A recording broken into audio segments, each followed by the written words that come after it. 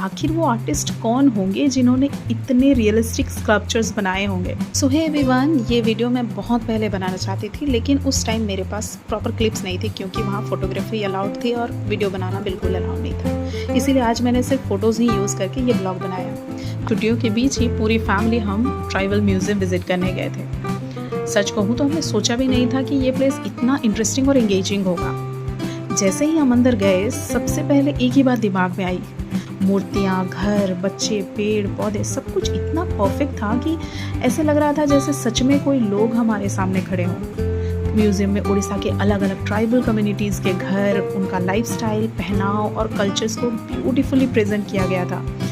घर भी बिल्कुल वैसे ही बनाया गया है जैसे सच में कोई वहाँ रहता हो।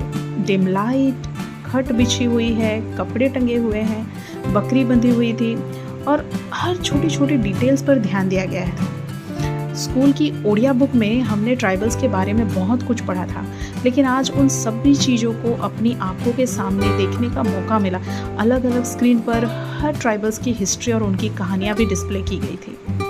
फिर हम दूसरे सेक्शन में जब गए तो वहाँ उनके ट्रेडिशनल ऑर्नामेंट्स, कपड़े और हाथों से बनाए गए हुए सामान रखे हुए थे।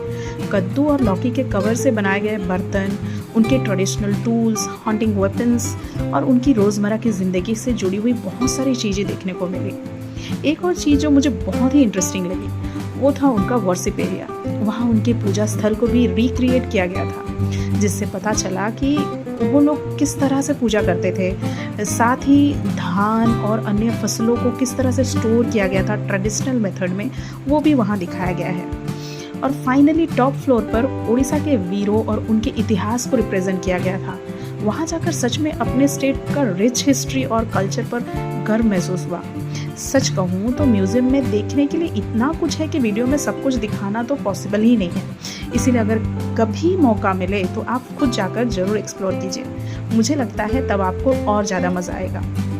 म्यूज़ियम विजिट के बाद हम सभी डिनर करने गए और जाते जाते पापा ने सबको मीठा पान भी खिलाया और बस इसी के साथ हम घर वापस आ गए थे। See you in the next vlog.